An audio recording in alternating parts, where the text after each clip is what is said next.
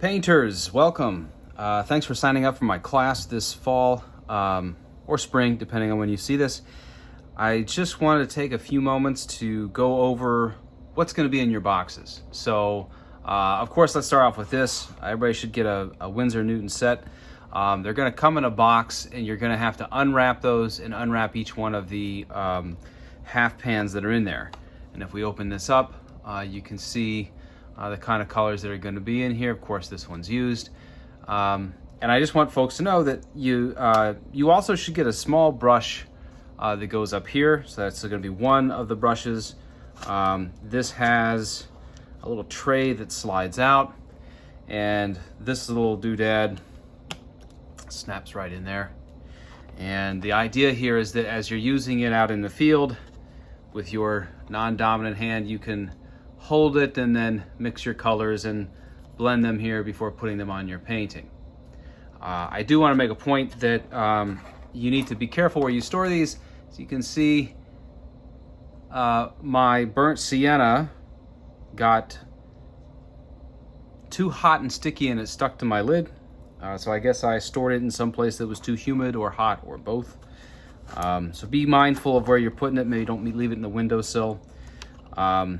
It might help to be, a good practice to have might be to not close it when things are still wet, but just, leave it somewhat open, but don't slam it shut or secure it all the way while the paints are still wet, and that might avoid the problem. You're also going to have at least 2 watercolor brushes. I ordered a canister that has a lot of sets, so I'll put as many different kinds of brushes in there as I can get to you. Plus, as I mentioned, your watercolor set's going to have a brush. These watercolor brushes are meant specifically for wet media. So you can tell because they have softer bristles that are meant to be moppy and hold a lot of water. The other thing you're going to notice is I'm going to give you a big eraser and 1 or 2 of these small erasers. What I've noticed that kids will tend to use this one all the way down to its nub. But if you have big areas to erase, you want to keep this guy handy. And when you want to get detail erasings, you want to make sure you have this guy. So you can just put that on the back of a regular number 2 pencil, nothing too fancy. And then that's going to help you get your drawings in there. Regarding paper, everybody should have a mixed media pad, and this paper is really nice. Let's see here. So as you draw, you'll have a nice flat surface. What I tend to do is when I'm painting or drawing and starting my own journal, see if I can get this set up here. I like to have my first painting go on the second page, not on the first page.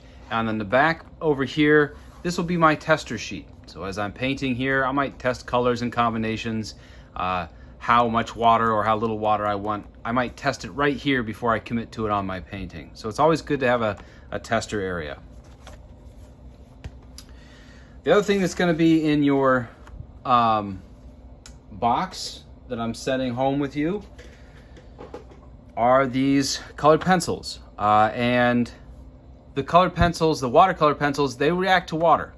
So if you want to draw, instead of using a regular number 2 pencil and then erasing it, if you want to try drawing in different colors here and then using water to dissolve those colors, that can be a good practice. Lots of students have had fun using these. And I know when I paint, I'll often go to the watercolor pencils when my brushed can't get fine enough. The other things that you're going to need to make sure are part of your painting practice, you're going to want to get a paper towel each time you get started. If you have Q-tips, have a couple of those handy. Those can be nice small tools to lift up color with, or to pick up a few spots if there's too much water. It's not necessary, but it's nice to have them if you have them around. You can also just have a dry brush, and sometimes that can be enough to pick up excess water. I'm going to ask that you have 2 cups of water, and you want to only fill these cups up about halfway. You'll thank me. If you ever accidentally spill one of these, you'll be thankful you only have half a cup of water there. But the reason you have two is so that as you're washing, one is to wash the extra paint off your brush, and this is to rinse it. And when you need clean water, this is where you want to go to. The longer you paint, of course, the dirtier the water is going to get. Anytime you have you can only pull dirty water, that's going to be a good time to get new water. So there's that. If you have brushes at home that you'd like to use, that's absolutely fine. Softer bristles are going to be your friend here. They're going to hold on to the water better. Stiff bristles, like this one, so these two are soft. These could work with a technique called dry brushing, and they might work okay, but you want to have something that's a little softer. Again, I'm going to send paintbrushes with you, but if you have something at home, you may just want to consider that texture of that brush. Think about how good it's going to be at holding on to water. When you do your preliminary drawings, I would say you would want to hold on to just a typical number 2 pencil. Use this over a mechanical one. And what you want to avoid is digging into the paper with these sort of sharp tips.